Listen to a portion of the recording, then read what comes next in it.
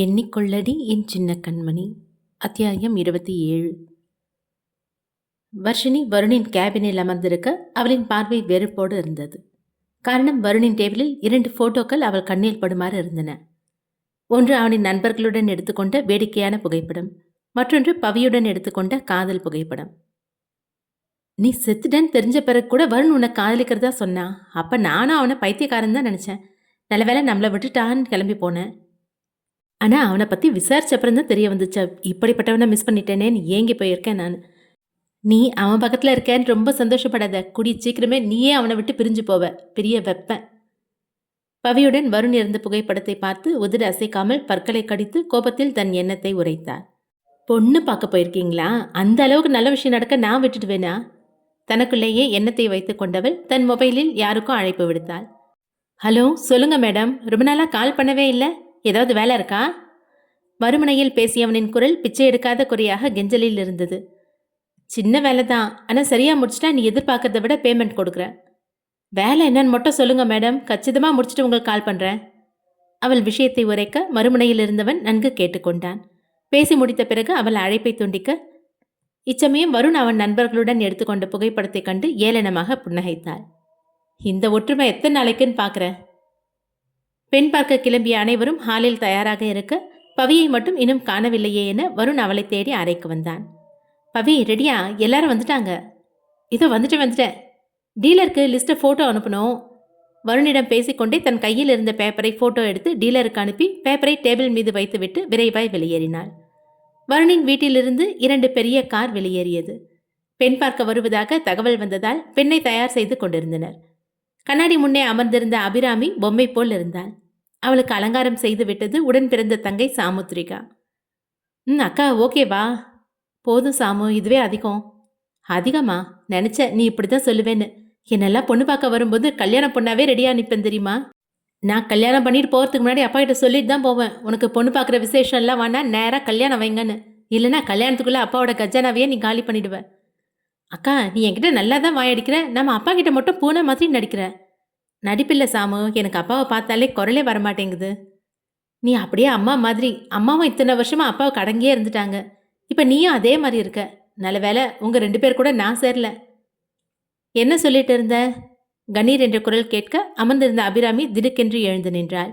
அவளின் தந்தை கஜமூர்த்தி வந்திருந்தார். பெத்தவங்களை எதிர்த்து பேசுகிற பழக்கம் இருக்கிறவங்கெல்லாம் வாழ்க்கையில் முன்னேறவே முடியாது.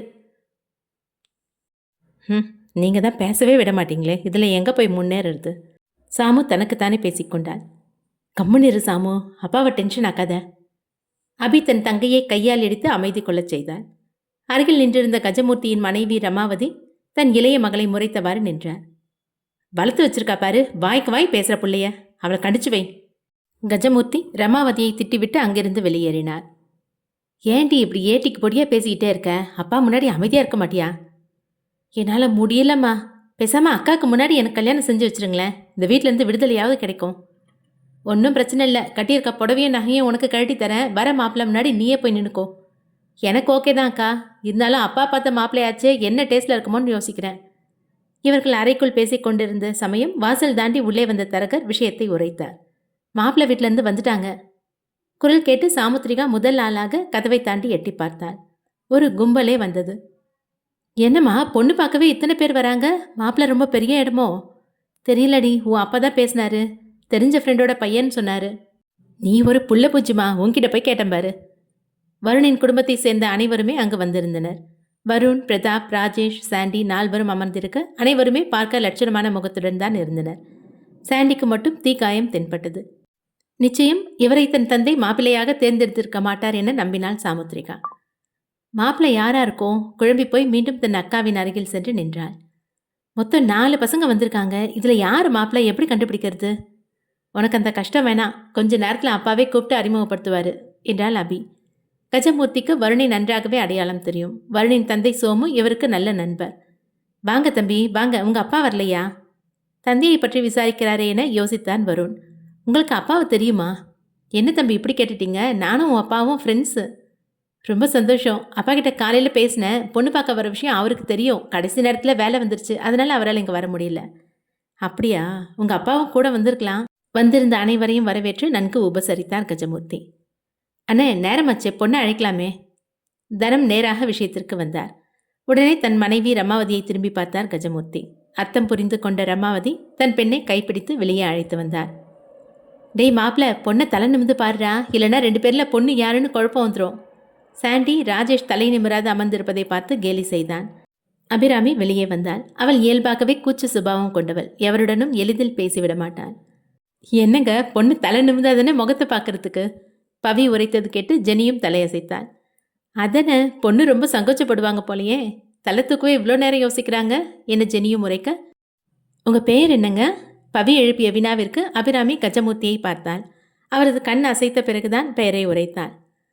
அடக்கடவுளே, இந்த காலத்தில் இப்படி ஒரு பொண்ணா? பவியும் ஜெனியும் வியந்து பார்த்து கொண்டனர். இவன் நம்ம வீட்டுக்கு வந்தால் இவளை வச்சே நம்ம 2 பேருக்கும் திட்டு விழும் போலையே. அபிராமி. ராஜேஷ் அதுவரை பெண்ணை தள்ளி நிமிர்ந்து பார்க்கவில்லை. அவளின் குரல் மட்டும் கேட்டது. அதுவும் அவளின் பெயர். இவர்தான் மாப்பிள்ள, பேரு ராஜேஷ். தனம் ராஜேஷை அறிமுகப்படுத்தி வைக்க அபிராமியின் கண்கள் பவியிடமிருந்து ராஜேஷை நோக்கியது. ராஜேஷ் அப்போதுதான் அபிராமியை தலை நிமிர்ந்து பார்த்தான். ஒரே நொடிதான் இருக்கும். அதற்குள் அபிராமி விழியை தாழ்த்தி கொண்டாள். தனம் ராஜேஷை மாப்பிள்ளை என உரைத்ததும் கஜமூர்த்தி அதிர்ந்து போனார். மாப்பிள்ள இவர் தானா? இவருக்கு தான் இப்போ பொண்ணு பார்க்க வந்திருக்கீங்களா? என்ன சார், மாப்பிள்ளை போட்டோவை தரகர் உங்ககிட்ட காட்டவே இல்லையா என வருண் கேட்க கஜமூர்த்தி அதிர்ச்சியுடன் மறுப்பாக தலையசைத்தார். சரி, நானே என் குடும்பத்தை அறிமுகப்படுத்திக்கிறேன். இவங்க என் ஒய்ஃப் பவித்ரா, அவங்க பேர் ஜெனி, என்னோட ஃப்ரெண்டு பிரதாப்போட ஒய்ஃபு. இது அவங்க பையன் லாரன்ஸ். இது என்னோட ஃப்ரெண்ட்ஸ் சாண்டி, அப்புறம் ராஜேஷ். இவங்க 2 பேரும் எங்கள் வீட்டு பெரியவங்க. வருண் கடைசியாக தனம் மற்றும் ராஜம்மாவை அறிமுகப்படுத்தி முடிக்க கஜமூர்த்தியின் விழிகள் தரகரை முறைத்தது. கண் செய்கையால் தரகரை ஓரம் கட்டி அழைத்து சென்ற கஜமூர்த்தி சட்டையை பிடித்து சுவரோடு சேர்த்து அழுத்தினார். என்னடா நடக்குதுங்க? சோமோட பையனுக்கு தான் பொண்ணு பார்க்க வராங்கன்னு சொல்லிட்டு இப்போ எவனோ ஒருத்தனை கை காட்டுறாங்க. அதுவும் சம்மந்தம் இல்லாமல் நண்பர்களோட பொண்ணு பார்க்க வந்திருக்கான். அப்பா அம்மா கூட கிடையாதா? அவர் தரகரை சட்டையை பிடித்து மிரட்டி கொண்டிருக்க வீட்டு டெலிஃபோன் மணி ஒலித்தது. டெலிஃபோனின் அருகில் இருந்த கஜமூர்த்தி எடுத்து பேசினார். ஹலோ, யார் பேசுறீங்க? கோபத்தில் இருந்ததால் குரல் மேலும் கணீர் என ஒலித்தது. உங்கள் வீட்டுக்கு பொண்ணு பார்க்க வந்திருக்க பையன் ஒரு அனாதை. இதுக்கு முன்னாடி அனாதை ஆசிரமத்தில் வளர்ந்தவன். அவனுக்கு அப்பா அம்மா கிடையாது. இவ்வளவு ஏன், அங்கே செஞ்சிட்ருக்க பிஸ்னஸ் கூட இன்னும் கொஞ்ச நாளில் இழுத்து மூட போகிறாங்க. நீ யாரு? உங்களுக்கு நான் யாருன்றது முக்கியமா இல்லை உங்கள் பொண்ணோட வாழ்க்கை முக்கியமா? ஹலோ, யாருன்னு கஜமூர்த்தி மீண்டும் அந்த நபருடன் பேச முயற்சிக்க இணைப்பு துண்டிக்கப்பட்டது. சார், நான் தான் ஃபோனில் சொன்னேனே, பையனுக்கு குடும்பம்னு பெருசாக எதுவும் இல்லை, பிஸ்னஸ் மேன் சோமு வீட்டு பையன்னு. தரகர் தான் கூறியதை மீண்டும் கஜமூர்த்திக்கு நினைவுபடுத்தினார். டேய், என்கிட்டயே மழுப்பி ஏமாத்திரியா? நீ சோமு வீட்டு பையன் சொன்னதும் அவரோட 2வது பையன் வருணுக்கு தான் கல்யாணம்னு நினச்சேன். அவன் என்னடான்னு ஏற்கனவே மனைவியோட வந்து உட்காந்துருக்கான். இனி இந்த தரகர்கிட்ட பேசி பிரயோஜனம் இல்லை என கஜமூர்த்தி வந்தவர்களுடன் உரையாடச் சென்றார். அதற்குள் தனமும் ராஜம்மாவும் சேர்ந்து முக்கிய வேலை ஒன்றை நிகழ்த்திவிட்டனர். ராஜேஷும் அபிராமியும் பேசுவதற்கு நேரம் ஒதுக்கி கொடுத்தனர். வீட்டின் பின்புற தோட்டத்தில் இருவரும் நின்றிருக்க பூக்களின் வாசனை நன்கு மணத்தது. அபிராமி வந்து நின்றதிலிருந்து ஒரு நொடி மட்டுமே அவனை கண்ணிமிர்ந்து பார்த்தாள். என்ன பேசுவது என தெரியாமல் அவள் விழிக்க அவனிடமிருந்தும் எந்த கேள்வியும் வராததும் என்ன செய்யலாம் என திக்கி திணறி நின்றாள். உங்களுக்கு என்ன கல்யாணம் பண்ணிக்க சம்மதமா? நேரடியாய் அவனிடமிருந்து வந்த கேள்விக்கு பதிலை உரைக்க முடியாமல் திணறினாள். என் அப்பாவுக்கு சம்மதம்னா எனக்கும் சம்மதம். நான் உங்களை பற்றி கேட்டேன். உங்கள் மனசில் என்ன இருக்கு? இந்த கல்யாணத்தில் சம்மதமா? என்ன மாதிரி ஒருத்தனை கல்யாணம் பண்ணிக்கிறதுல உங்களுக்கு எந்த வருத்தமும் இல்லையா? ஏன் இப்படி கேட்குறாரு? அவள் அப்போதுதான் ராஜேஷை நிமிர்ந்து பார்த்தாள். ஏன் இப்படி கேட்குறீங்க? உங்களை மாதிரி ஒருத்தர்னா? எனக்கு அப்பா அம்மா கிடையாது, சொல்லிக்க சொந்தம்னு கூட யாரும் கிடையாது. இப்போ என் கூட வந்திருக்க நண்பர்களும் அவங்க மூலமாக கிடைச்ச சொந்தமும் தான் என் குடும்பம். அவளுக்கு ஒரே ஆச்சரியம். தன் தந்தை நிச்சயம் இப்படிப்பட்ட மாப்பிள்ளையை தேர்ந்தெடுத்திருக்க மாட்டார். ஏதோ தவறு நடந்திருக்குமோ என குழப்பம் கொண்டாள். உங்கள் பார்வைக்கான அர்த்தம் புரியுது. அப்பா நமக்கு இப்படி ஒரு மாப்பிள்ளையை பார்த்துட்டாரேன்னு வருத்தப்படுறீங்களா? சேச்சே, அப்படியெல்லாம் இல்லைங்க. சொந்தங்கிறது வாழும்போது நாம் சம்பாதிக்கிறதுல இருக்கு. அப்பா அம்மா மூலமாக நமக்கு கிடைக்கிற உறவு மட்டும் வாழ்க்கை கிடையாது. நல்லா பேசுறீங்க, ஆனால் உங்கள் அப்பா முன்னாடி வாயை திறக்க மாட்டேங்கிறீங்களே. தன் இயலாமையை அவனிடம் ஒப்புக்கொள்ள சங்கடப்பட்டாள். மேற்கொண்டு அவர்களுக்குள் சில பேச்சுவார்த்தை தொடர மீண்டும் அந்த கணீர் குரல் கேட்டது. அபிராமி, அபிராமி என அழைத்தாலே அவள் அஞ்சு விடுவாள். இதில் அவள் தந்தையின் குரல் கோபத்தோடு கர்ஜித்தது கேட்டு பதற்றமுற்றாள். கஜமூர்த்தியின் குரலில் கூட ராஜேஷ் அஞ்சவில்லை. இவளின் அச்சத்தை கண்டுதான் பதற்றம் கொண்டான். சட்டென அவள் திரும்பி பார்க்க கஜமூர்த்தியின் கண்கள் சிவந்து கருவிழி பெரிதாய் தெரிந்தது. கண்டவங்க கூட நின்று உனக்கு என்ன பேச்சு வேண்டி கிடக்கு? உள்ளவா. தன்னை பார்த்துதான் கண்டவன் என உரைக்கிறாரா என்ற கேள்வியோடு ராஜேஷ் பார்க்க, தந்தையின் அழைப்பை கேட்டு அபி இறுதியாய் ஒருமுறை ராஜேஷை பார்த்து கொண்டாள். மீண்டும் இவரை பார்க்க இயலாது என உள்ளம் உறுத்தியது. கஜமூர்த்தி கத்திய சத்தம் ஹாலில் அமர்ந்திருந்தவர்களுக்கும் கேட்க, ஏன் இவ்வாறு கத்துகிறார் என குழம்பி போயினர். இங்க பாருங்க, இந்த சம்பந்தம் சரி வராது, எல்லாரும் எந்திரிச்சு வெளியே போயிடுங்க. அபிராமியை அனைவருக்கும் பிடித்திருந்தது. சம்பந்தம் கைகூடும் என்ற நம்பிக்கையில் ஒருவருக்கொருவர் பேசிக் கொண்டிருக்க, கஜமூர்த்தி கூறிய விஷயம் கேட்டு வியந்தனர். என்னங்க என்ன இப்படி சொல்றீங்க? எல்லாம் நல்லபடியா தானே போகுது. இங்க பாருங்கம்மா, உங்களுக்கு விளக்கம் கொடுக்கணும்னு எந்த அவசியமும் இல்லை. வெளியே போங்கன்னா போயிடுங்க. சார் என்னாச்சு, ஏதாவது பிரச்சனையா என வருண் கேட்க, இங்க பாருங்க தம்பி, உங்க அப்பா எனக்கு நல்ல பழக்கம், அந்த காரணத்துக்காக தான் உங்ககிட்ட மரியாதையா பேசுறேன். இவங்களை அழைச்சிட்டு இங்கேருந்து போயிடுங்க. அது எப்படி சார், பொண்ணு பார்க்க வரோன்னு உங்ககிட்ட சொல்லிட்டு தானே வந்தோம். காரணம் சொல்லாம வெளியே போக சொன்னா என்ன அர்த்தம் என சாண்டியும் கேள்வி கேட்டான். காரணம் தானே வேணும். என் பொண்ணை ஒரு நல்ல குடும்பத்துக்குள்ளே கல்யாணம் பண்ணி அனுப்பதான் விருப்பப்படுறேன். நீங்கள் அப்படிப்பட்ட ஆளுங்க கிடையாது, வெளியே போங்க. நல்ல குடும்பமா? எங்கள் குடும்பத்தில் அப்படி என்ன குறை கண்டீங்க? தங்களின் உறவுகளை பற்றி குறை கூறினால் வருணால் பொறுத்து கொள்ள இயலாது. அவன் கோபத்தில் பேசுவது கேட்டு பவி மேலோட்டமாய் அவனின் கையை பிடித்தாள். கோவப்படாதீங்க மாமா. கோவப்படல பவி, சாதாரணமாக தான் கேட்குறேன். இவர் அப்படி என்ன புரிஞ்சுக்கிட்டாருன்னு நம்மளை பார்த்து நல்ல குடும்பம் இல்லைன்னு சொல்கிறாரு. இதற்கு மேல் இவர்களிடம் ஒளிவு மறைவாக பேசி பிரயோஜனம் இல்லை என தன் வார்த்தைகளை கொட்டினார் கஜமூர்த்தி.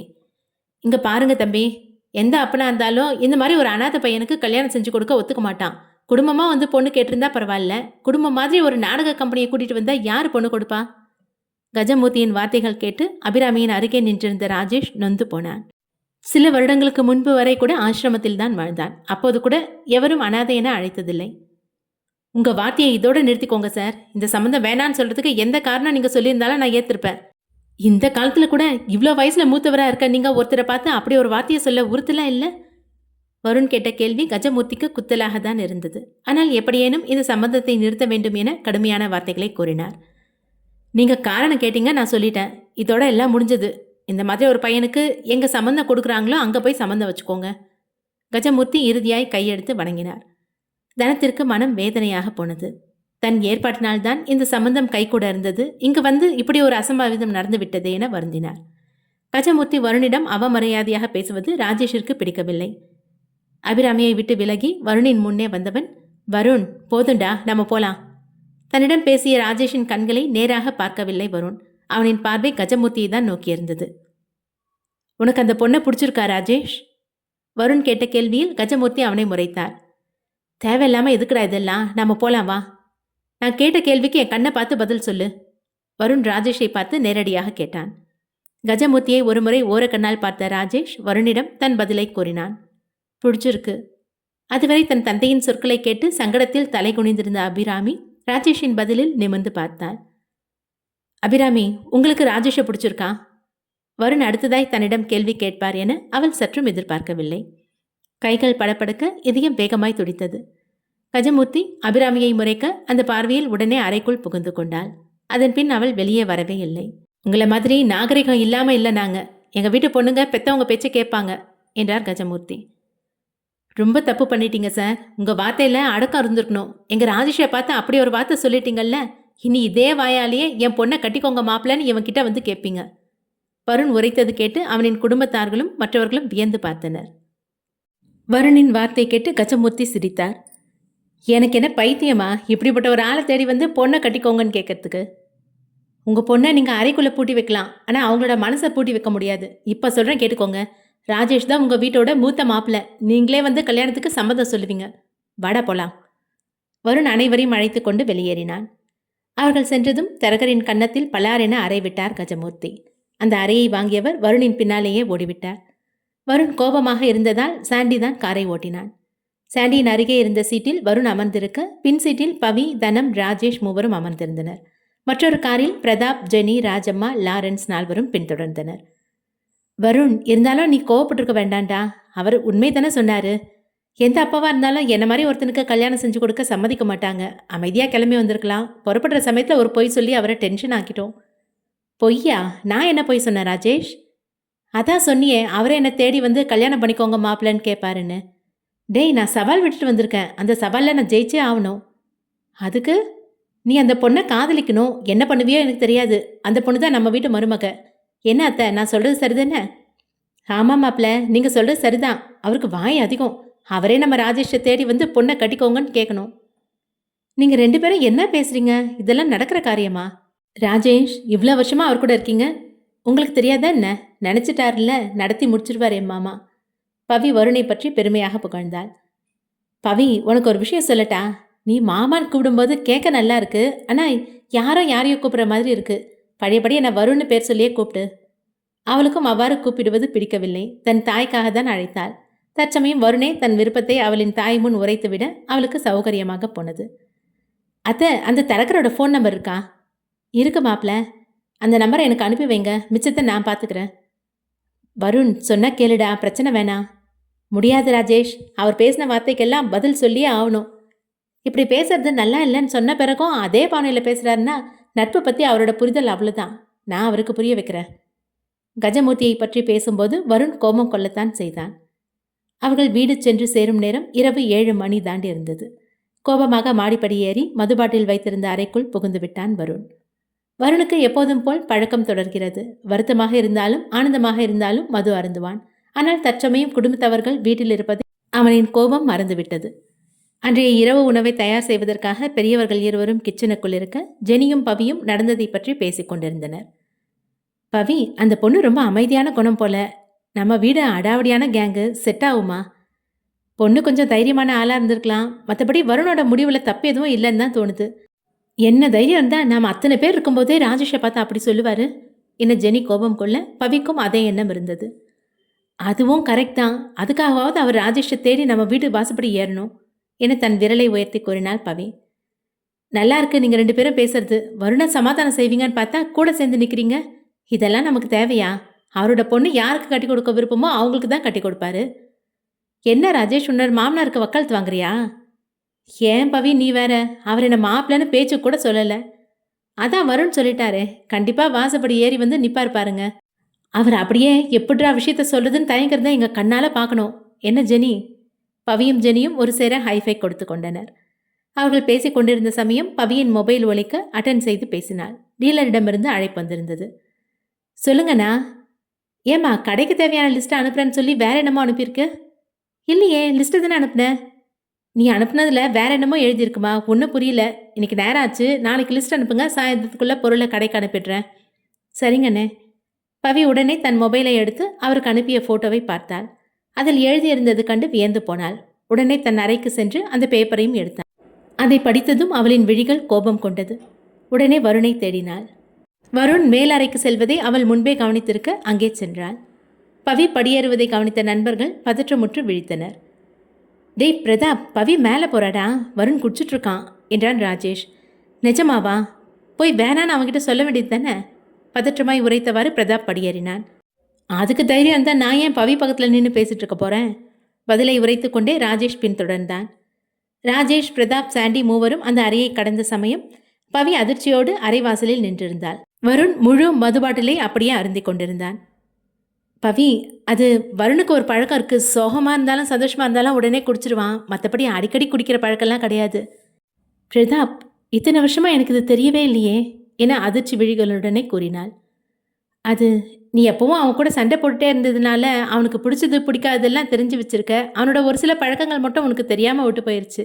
அதில் இதுவும் ஒன்று. அதுக்காக இப்படியா ஃபுல் பாட்டில் அப்படியே உள்ளே விடுறாரு? வேணாம் பவி, கிட்ட போகாத. குடிச்சிட்டா அவன் யார் பேச்சையும் கேட்க மாட்டான் என சாண்டி அச்சத்தோடு எச்சரித்தான். என்ன பயமுறுத்துற? என்ன இருந்தாலும் அவர் என்னோட புருஷன் தானே, நான் சொன்னா கேட்பாரு. சரி, அப்புறம் உன் இஷ்டம், போய் பாரு. சாண்டி கையை விரித்து அனுப்பி வைக்க பவி முன்னேறினாள். டேய், ஏன்டா நீ வேற உசுப்பத்தி விடுற? விடு ராஜேஷ், என்னதான் நடக்குதுன்னு பார்ப்போம். நீ இன்னும் மாறவே இல்லடா. ஆரம்பத்துலேருந்து அவங்கள மோத விட்டு நல்லா வேடிக்கை பார்க்குற என ராஜேஷ் உரைத்தான். வருண் காஸ்ட்லியான அந்த மது பாட்டிலை ஒரே அடியில் வாயில் வைத்து மேல் நோக்கியவாறு குடித்து கொண்டிருந்தான். சற்று தயக்கத்துடனே நடந்தவள் அவன் அதிகம் குடிப்பதை பார்த்து மனம் நொந்து ஒரு வேகத்தில் அவனின் கையை தடுத்து இறக்கினாள்.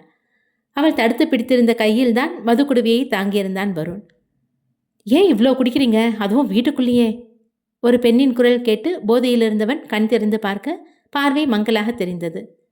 கலங்கிய கண் பார்வையை சரி செய்தவாறு தன் தலையை ஆட்டியவன் எதிரில் இருப்பது யார் என விழித்து பார்த்தான். ஏய், நீயா? என் வீட்டில் என்ன பண்ற? வருண், நான் பவி.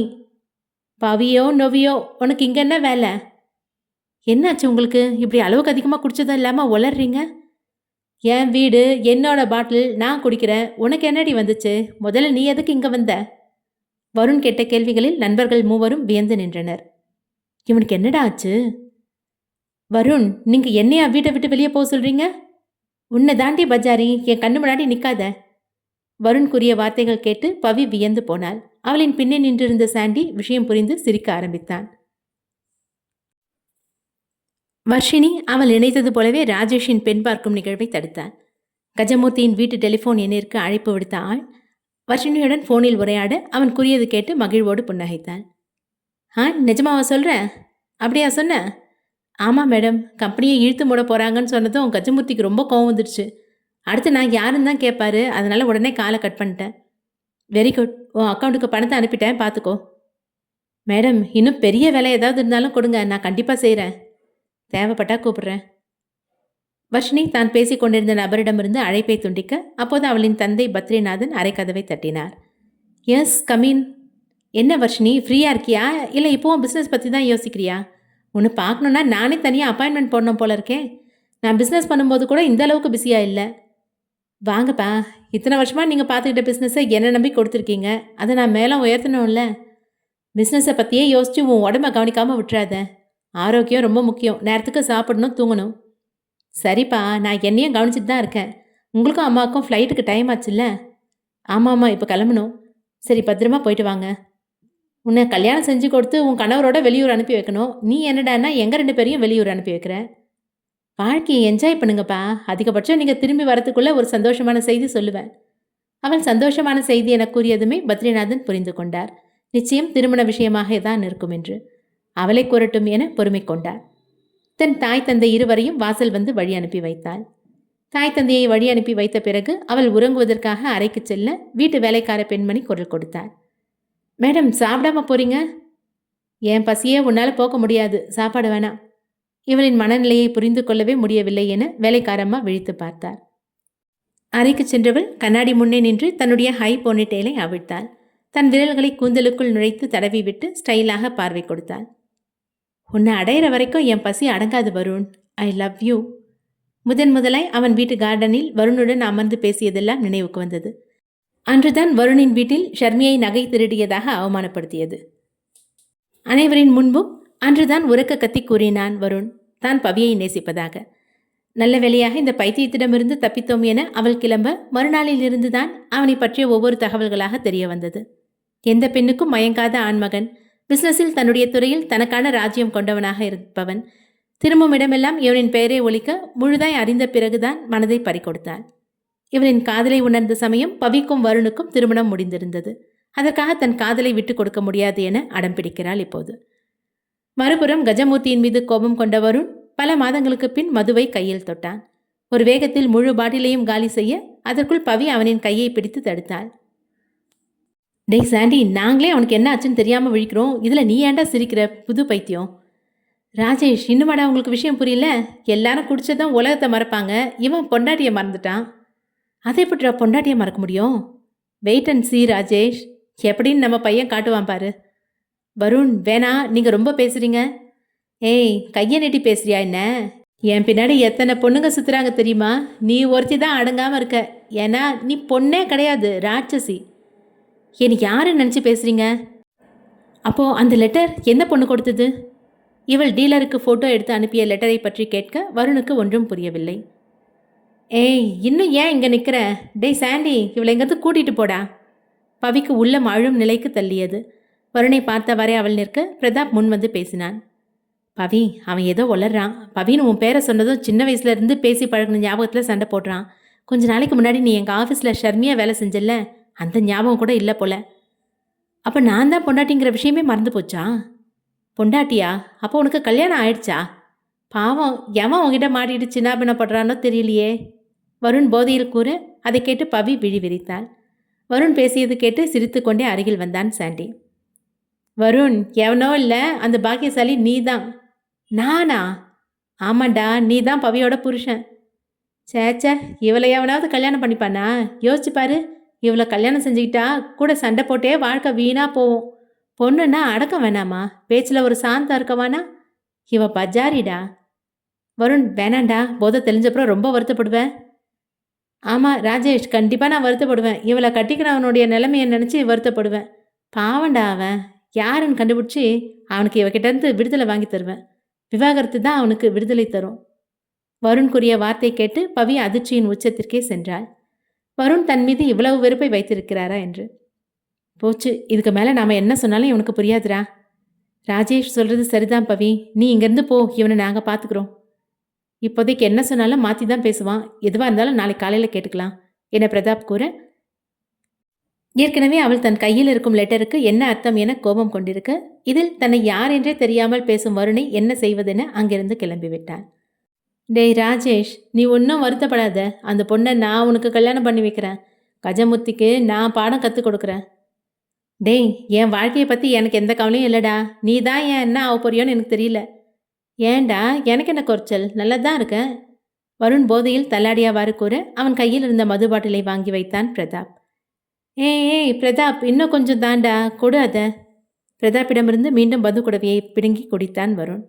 இவர்களுக்குள் பேசிக் கொண்டிருந்த சமயம் லாரன்ஸ் படியேறி மேலே வந்திருந்தான். அட லாரன்ஸ், வா வா, என்ன கண்ணா? வருண் கேட்ட கேள்விக்கு லாரன்ஸ் சைகை மொழி பேச அனைவரையும் உணவுண்ண அழைத்ததாக கூறினான். லாரன்ஸ், நீ கீழே போ, நாங்கள் வரோம். பிரதாப் குழந்தையை கீழே அனுப்பி வைத்தான். வருணை இந்த நிலைமையில் கீழே அழைத்துச் சென்றால் மானமே போய்விடும். வீட்டு பெரியவர்களுக்கு பதில் கூற வேண்டியதாக இருக்கும் என யோசித்துக் கொண்டிருந்தனர். பிரதாப், இன்னைக்கு மதியம் லாரன்ஸை ஹாஸ்பிட்டல் கூட்டிகிட்டு போனியே, டாக்டர் என்ன சொன்னாங்க? ஏண்டா, உனக்கு எங்களை ஞாபகம் இருக்குது, லாரன்ஸை ஞாபகம் இருக்குது, ஆனால் பொண்டாட்டிய ஞாபகம் இல்லையா என சாண்டி கேட்க, எனக்கு தான் இன்னும் கல்யாணமே ஆகலையே, யாரோட பொண்டாட்டியை நான் மறந்துட்டேன்னு சொல்கிறேன்? சாண்டி, உனக்கு ரொம்ப ஓவர் ஆயிடுச்சுன்னு நினைக்கிறேன். பேசாமல் அமைதியாக போய் தூங்கு. தள்ளாடியவாறு சாண்டியை எச்சரித்தான் வருண். வாவ், இது ஒரு சரக்கு மிராக்கிள். இவனுக்கு பவிய ஞாபகம் இருக்குது, ஆனால் கல்யாணத்தை மட்டும்தான் மறந்துட்டான். டேய் சாண்டி, இதுக்கு வருணே பரவாயில்ல. நீ சொல்கிறது நம்புற மாதிரியா இருக்கு? பிரதாப், இதுக்கெல்லாம் கொஞ்சம் பொது புத்தியும் இருக்கணும். அவன் அதிகமாக குடித்ததுனால இவன் மூளையோட ஹிப்போ காம்பஸ் பகுதி செயல்படாமல் இருக்குது. அதனால தான் மனசுக்கு பிடிச்ச விஷயம் மறந்து போயிடுச்சு. போதை குறைஞ்சா தன்னால் சரியாயிடுவான். கீழே சாப்பிட கூப்பிடுறாங்க. இப்போ இவனை எப்படி கூட்டிகிட்டு போகிறது? இவன் குடிச்சிருக்க விஷயம் மற்றவங்களுக்கு தெரியக்கூடாதுரா. அதுக்கு ஒரே ஒரு ஐடியா தான் இருக்குது என தன் புத்தி கூர்மையை குறிவைத்தவாறு உரைத்தான் சாண்டி. அவன் கிடக்கிறான் போதா சாமி. நீ சொல்லு பிரதாப், லாரன்ஸுக்கு எப்படி இருக்கு? வருண் பிரதாப்பின் நெஞ்சை தொட்டு சாய்ந்தவாறு விசாரித்தான். ஒன்றும் இல்லைடா, தொண்டையில் சின்னதாக ஒரு கட்டி இருக்கான். ஆப்ரேஷன் பண்ண வேண்டியது இருக்கும்னு சொல்லியிருக்காங்க. அச்சுச்சோ, ஆப்ரேஷனா? அவன் சின்ன குழந்தைடா. நானும் அதான்டா டாக்டர்கிட்ட விசாரித்தேன். மருந்து மாத்திரையெல்லாம் குணப்படுத்த முடியாதான்னு. ஆப்ரேஷன் தான் வழி. 35 லட்சம் செலவாகும்னு சொன்னார். சாண்டி கூறியது கேட்டு பிரதாப் அவனை முறைத்தான். என்ன ஏண்டா முறைக்கிற? எப்படி இருந்தாலும் இவன்கிட்ட அதை பற்றி சொல்லி தானே ஆகணும். எத்தனை லட்சம் செலவானாலும் சரி, ஆப்ரேஷனை சீக்கிரம் முடிக்கிறோம். வருண், நம்ம அக்கௌண்ட்டில் தான் பணமே இல்லையே. இருக்கிற பணத்தை வச்சு இந்த மாதம் நம்மக்கிட்ட வேலை பார்க்குறவங்களுக்கு சம்பளம் கொடுக்கவே பத்தாது. வருண் போதையில் தள்ளாடியவாறு யோசித்தான். பிரதாப், ஆப்ரேஷன் என்னைக்கு வைக்க போகிறீங்க? 2 நாளைக்கு அப்புறம் டேட் ஃபிக்ஸ் பண்ணலான்னு டாக்டர் சொல்லியிருக்காங்க. அதை பற்றியெல்லாம் நீ யோசிக்க வேணாம் வருண், நான் பார்த்துக்கிறேன். நீ இப்போ கொஞ்சம் அமைதியாக இரு, நான் கீழே போய் பேசிட்டு வரேன். டேய், இவனை பார்த்துக்கோங்க, நான் கீழே போயிட்டு வரேன். ராஜேஷும் சாண்டியும் வருணை தாங்கி பிடித்தவாறு நின்றிருக்க வருண் பணத்திற்கு என்ன செய்வதென யோசனையில் புலம்பினான். சாண்டி, உன்னோட ட்ரீட்மெண்ட்டுக்கு கூட பணம் தேவைப்படுதில்ல? லாரன்ஸ் ஆப்ரேஷனுக்கும் 35 லட்சம் தேவை. நம்மக்கிட்ட வேற பணம் இல்லையே. டேய் சாண்டி, வாயை வச்சுட்டு கம்முன்னு இருக்க மாட்டேன். அவன் பாரு நம்மளை பற்றி யோசிச்சு புலம்ப ஆரம்பிச்சிட்டான். ராஜேஷ் திட்டிய பிறகுதான் சாண்டிக்கும் தோன்றியது வாயை வைத்துக்கொண்டு அமைதியாக இருந்திருக்கலாம் என்று. பிரதாப் கீழே இருப்பவர்களை சமாளிப்பதற்காக டைனிங் ஏரியாவிற்கு சென்றான். என்னடா நீ மட்டும் வர, அவங்க 3 பேர் எங்க? அம்மா, நாங்கள் ஒரு டிஸ்கஷனில் இருக்கோம், அப்புறமா சாப்பிட்டுக்கிறோம், நீங்கள் சாப்பிட்டு போய் தூங்குங்க. ஜெனி, லாரன்ஸ் சாப்பிட்ட அப்புறம் அவன் கூட நீயும் தூங்கு, நான் வர டைம் ஆகும். பவி எங்க? நான் பவியை சாப்பிடா கூப்பிட்டேன், தலைவலிக்குது வேணான்னு சொல்லிட்டா. ஜெனி கூறிய பதிலில் புரிந்தது பவி மூட் அவுட்டில் இருக்கிறாள் என்று. சரி, நீங்கள் எல்லாரும் சாப்பிட்டு தூங்குங்க. பதிலளித்த பிரதாப் மீண்டும் மேல் மாடி ஏறினான். கீழே இருப்பவர்கள் உணவை உண்டு முடிக்கும் வரை அவ்வப்போது எட்டி பார்த்து கொண்டே இருந்தனர். பிறகு அவர்கள் உறங்கச் செல்ல விளக்கை அணைத்த பிறகு வருணை அழைத்து வந்தனர். வருணை தாங்கி பிடித்து அழைத்து வந்த சாண்டி அவனின் அறைக்குள் அழைத்துச் செல்ல பிரதாப் தடுத்து நிறுத்தினான். எங்கடா வருணோட ரூமுக்கு கூட்டிகிட்டு போற? அங்கே பவி தூங்குறான். ஆமாண்டா, அவங்க ரூமுக்கு தானே கூட்டிகிட்டு போகணும். இவன் பேசின பேச்சுக்கு நாளைக்கு காலையில் பவியோட ரியாக்ஷன் எப்படி இருக்கும்னு தெரியல. இதில் இப்போ ரூமில் கொண்டு போய் ட்ராப் பண்ணால் அவ்வளோதான். உன் கூட தூங்க வச்சுக்கோ. வேணாம் சாமி, இவன் கூட நான் தூங்க மாட்டேன். குடிச்சப்புறம் ஒளறியே சாவடிப்பான்.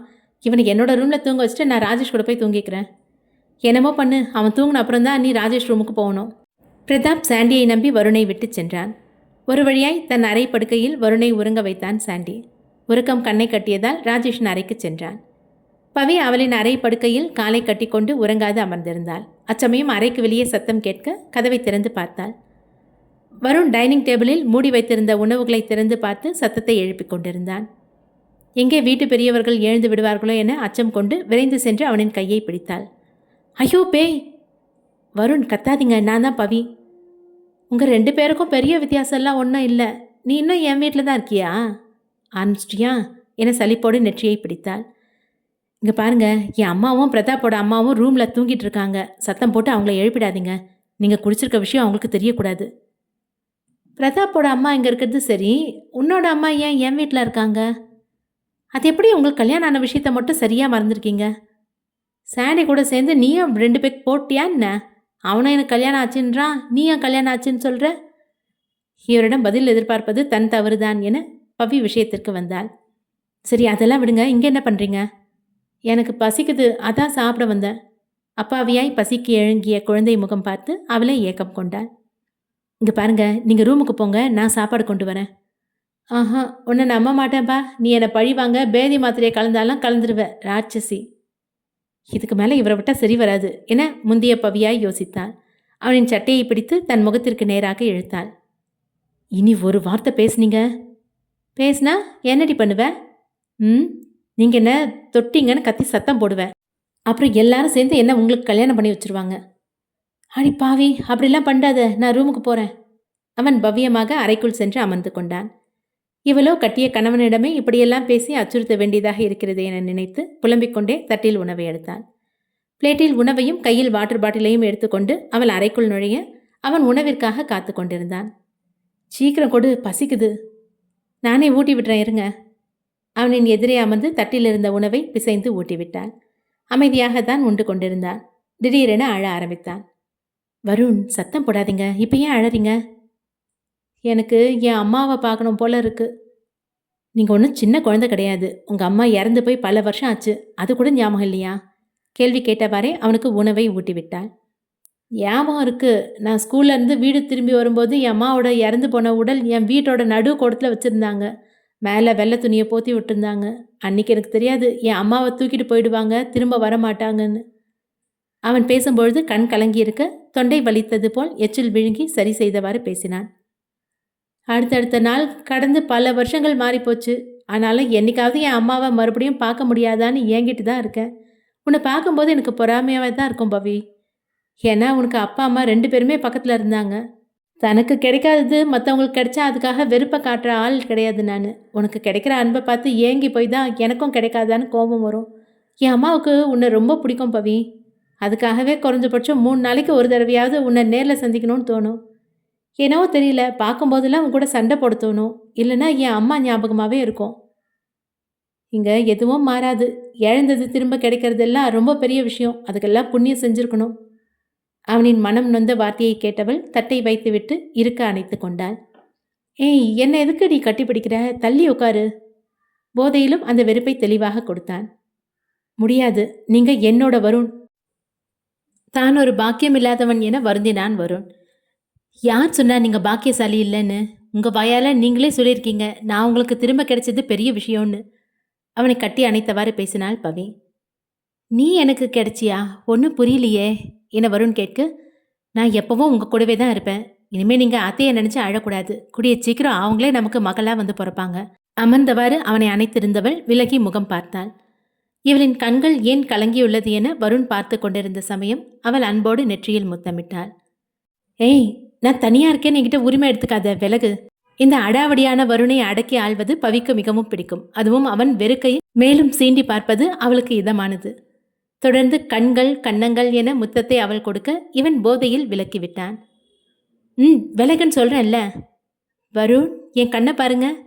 அவள் வார்த்தையில் அவன் நேர்பார்வை கொடுக்க, எந்த பெண்ணும் உரிமை இல்லாத ஒருத்தர் கூட நெருங்கி பழக மாட்டா. மனசுக்கு எந்த உறுத்தலும் இல்லாமல் கொடுக்குற முத்தத்தில் ஒரு உண்மை தெரியும். அந்த அர்த்தம் கண்ணை பார்த்தாலே புரியும் வருண். அவள் தந்த முத்தத்தையும் வார்த்தைகளையும் பெற்றுக்கொண்டவன் அவள் கூறியதின் அர்த்தத்தை தேடினான். அறையின் மெல்லிய வெளிச்சத்தில் தன்னை நோக்கி பாய்ந்த அவளின் விழிகளுள் ஊடுருவிச் சென்றான்.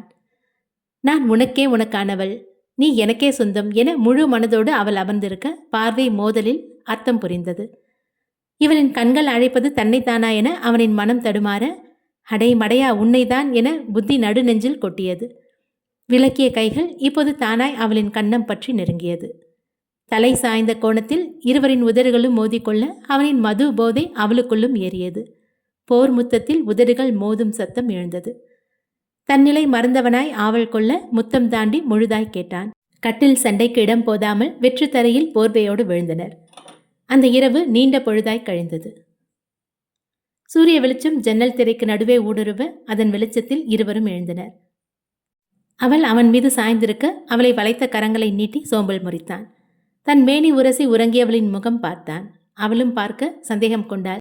ஏன் பக்கத்தில் படுத்துட்டு இருக்க ராட்சசி என கத்துவாரோ என்று எதிர்பார்த்தாள். குட் மார்னிங் பவி. மாறாய் அவன் புன்னகைத்து அணைத்து கொள்ள அரவணைத்த கையை கடித்து வைத்தாள்.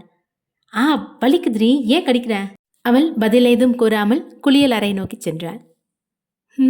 என்னாச்சு இவளுக்கு? காலங்கத்தால கோவப்படுறா? தலை சுரிந்தவன் எழுந்து அமர சரியாக அச்சமயம் அவனின் மொபைல் அலாரம் ஒலித்தது. அவன் எடுத்து பார்த்த பிறகுதான் விஷயம் அறிந்தான். குடித்தால் காலை விடியலில் அனைத்தும் மறந்துவிடும் என்பதால் லாரன்ஸின் சிகிச்சை பற்றிய விவரத்தை போனில் அலாரமாக செட் செய்தான்.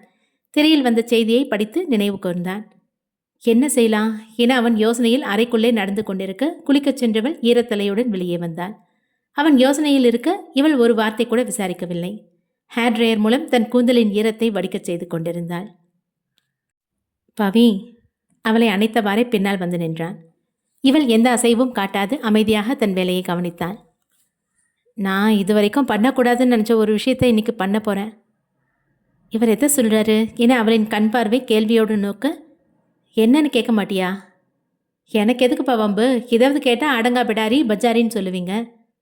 நான் எப்போ உன்னை அப்படியெல்லாம் சொன்னேன்? சட்டென அவன் உரைத்த பதிலில் வியந்து திரும்பினாள். அடப்பாவி, நைட்டு முழுக்க வாய் மூடாமல் சொல்லிட்டு எப்போ சொன்னேன்னு கேட்குறாரே.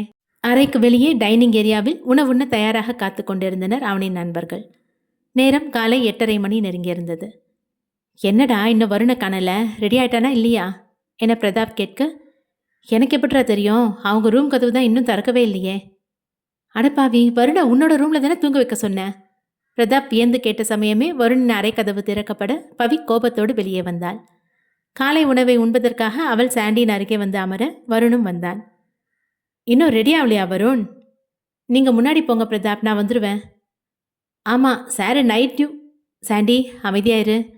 சாண்டி ஏதோ உரைக்க வர அதற்குள் பிரதாப் அவனை தடுத்து விட்டான். இப்போதெல்லாம் சாண்டியுடன் அமர்ந்துதான் காலை உணவை உண்பான். இருவரும் நல்ல நண்பர்களாகிவிட்டிருந்தனர். ஜெனி சுடு தோசையை சுட்டவாறு பவிக்கு கொண்டு வந்து பரிமாறினாள். அப்போதே அவளிடம் ஒரு வித்தியாசத்தை கவனித்தாள். ஆனால் அந்த விஷயத்தை கூறாது புன்னகையோடு தன் வேலையை தொடர்ந்தாள் ஜெனி. ஜெனி மட்டுமல்ல, பிரதாப், ராஜேஷ், சாண்டி மூவருமே பவியிடமிருந்த வித்தியாசத்தை கவனித்தனர். ஆனால் நாகரிகத்தோடு அதை கூறாமல் விட்டனர். உணவிற்கு பிறகு பவி அறைக்குள் செல்ல வருணும் தன் காலை உணவை விரைவில் முடித்து அறைக்குள் நுழைந்தான். தன் பேக்கை மாட்டிக்கொண்டு வேலைக்கு கிளம்பினாள். தன்னை தாண்டியவளின் கையை பிடித்து இழுக்க அவளோ அவனின் முகம் கூட காணவில்லை. உனக்கு என்னாச்சு? காலையிலேருந்து நான் பேசிட்டே இருக்க, நீ கண்டுக்கவே மாட்டேங்கிற. நான் எப்படா இந்த வீட்டை விட்டு போவேன்னு காத்துட்ருக்கீங்க. இப்போ கிளம்புறேன், சந்தோஷமாக இருக்க வேண்டியது தானே? அவளின் பதிலில் எரிச்சல் அடைந்தான். அவனிடமிருந்து தன் கையை விடுவித்து கொண்டு வெளியேறினாள். போடி, நீயா வந்து பேசுகிற வரைக்கும் இந்த வருண் உன் முன்னாடி வரமாட்டான். கதவில் கை வைத்ததோடு அவன் கூறிய வார்த்தைகள் கேட்டு திரும்பி பார்த்தாள். என்ன சொல்ல போறா என அவன் காத்திருக்க எதுவும் கூறாது பார்வையோடு வெளியேறினாள். போடி, நான் ஒன்றும் உன் பின்னாடியே வரப்போகிறது கிடையாது. பவி கோபத்துடன் அறையிலிருந்து வெளியே வர ஜெனி எதிரே வந்தாள். பவி, வேலைக்கா போகிறேன்? ஆமாம் ஜெனி. உன்கிட்ட இருக்க ஸ்கார்ஃப் எடுத்து கழுத்தில் போட்டுக்கோ. ஏன் ஜெனி? யோசனையோடு அறைக்குள் சென்றாள் பவி. அவள் மீண்டும் வருவாளா என்ற எதிர்பார்ப்போடு கதவையே பார்த்து கொண்டிருந்தவன் சரியாக அவள் உள்ளே வந்ததும் இவனிடம் பேசதான் வந்திருக்கிறாள் என நினைத்து கொண்டான். கண்டுக்காம போன, இப்போ எதுக்கு வந்த என அவன் கேட்க புருவம் தூக்கிய பார்வையோடு அவனை முறைத்து கொண்டே கண்ணாடி முன் நின்றாள். தன்னுடைய கழுத்தை சரிபார்க்க அதில் வருண் கடித்த தழும்பு தெளிவாக தெரிந்தது. சாண்டியும் மற்றவர்களும் கூட உணவுண்ணும் சமயம் இதைத்தான் கவனித்தனர். கண்ணாடியில் என்ன பார்க்கிறாள் என அவனும் எட்டி பார்க்க இவனின் குறும்பு தழும்புகள் அங்கே பதிந்திருந்தது. அச்சச்சோ, நம்ம கடிச்சதுதானோ என அவன் முழிக்க, காரணமானவனை ஓரக்கண்ணால் பார்த்துவிட்டு கபோர்டிலிருந்து ஒரு ஸ்கார்ஃபை எடுத்து தன் கழுத்தில் சுற்றி கொண்டு கிளம்பினாள். அடுத்த அத்தியாயம் விரைவில். நன்றி.